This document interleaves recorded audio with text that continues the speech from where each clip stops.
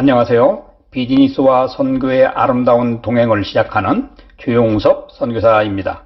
비즈니스와 선교의 아름다운 동행을 통해서 하나님의 선교의 영토를 확장하는 방법을 배울 수 있습니다.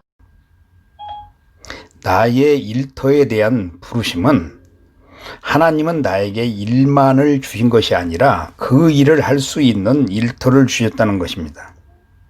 그 일을 할 수 있는 곳을 나는 일터라고 생각합니다. 일을 할 수 있는 장소, 즉 목회자에게는 교회를, 공무원에게는 청사를, 직장인에게는 사옥을, 사업가에는 사업장을 주셨다는 것입니다.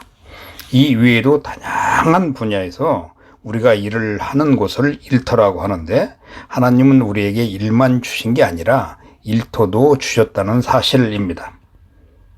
하나님이 주신 일을 가지고 일터에서 일하는 것을 우리는 사역이라고 부르는데, 그것을 요즘 일터 사역이라고 부릅니다. 우리는 하나님이 각자의 믿음의 분량대로 일과 일터를 주셨으므로 잘 감당해야 합니다. 하나님은 일을 주실 때 일만을 주시는 것이 아니라 일터도 확장해 주십니다. 주어진 일을 가지고 일터에서 정직한 크리스천으로서 일해야 하는 이유입니다.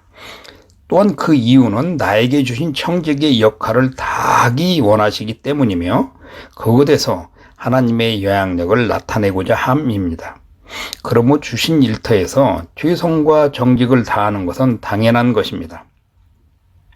야곱은 요셉에게 형들에게 도시락을 전달하는 일을 주었습니다. 그곳은 멀고 험한 길인지도 모르고 요셉은 아버지로부터 받은 일을 위해 형들이 양을 치고 있는 일터로 갔습니다. 하지만 그곳에서 어떤 일이 일어났습니까? 아버지가 주신 일을 수행하러 갔지만 그곳에서 그 일은 불행하게도 형들은 동생 요셉을 노예 상인들에게 팔아버리는 것 아닙니까? 그렇습니다.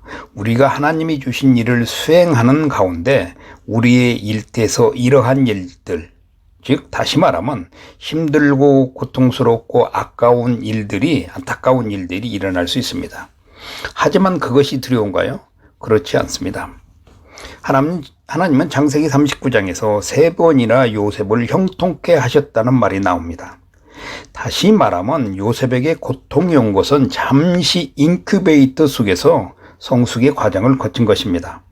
하나님은 우리에게 일을 주시고 그 일이 주어진 일터에서 성공적으로 수행하기를 원하신다는 사실을 망각하면 안 됩니다. 하나님은 요셉의 성숙의 과정을 통해서 이집트의 총리로 사용하셨습니다. 나는 요셉이 인큐베이터의 과정을 거쳐서 한 걸음 성숙되었을 때 하나님은 요셉을 일터에서 사용하셨다는 사실을 우리는 직시할 필요가 있습니다. 또한 삶과 세상을 향한 부르심입니다. 하나님이 일과 일터를 주신 것은 우리의 삶을 통해서 세상을 변화시키라는 거룩한 부르심의 뜻이 있는 것입니다. 그래서 성경에는 없지만 하나님은 세상을 통해 교회로 가라 하시지 않으시고 교회에게 세상으로 가라고 암시하신 것을 볼 수 있습니다. 그러므로 우리는 직업을 선택할 때도 성경적 직업 선택을 할 필요가 있습니다. 더 나아가 하나님과 이웃 그리고 사회 지향적인 직업을 선택해야 합니다. 우리는 하나님이 주신 일터에서 완성함으로 다양한 사람들에게 영향력을 줄 수 있습니다. 나는 초기에 전통적인 선교를 통해서 보다 회사를 설립했을 때 더 많은 사람을 전도했고 그들과 함께 회사를 만들면서 많은 영향력을 그들에게 주었습니다.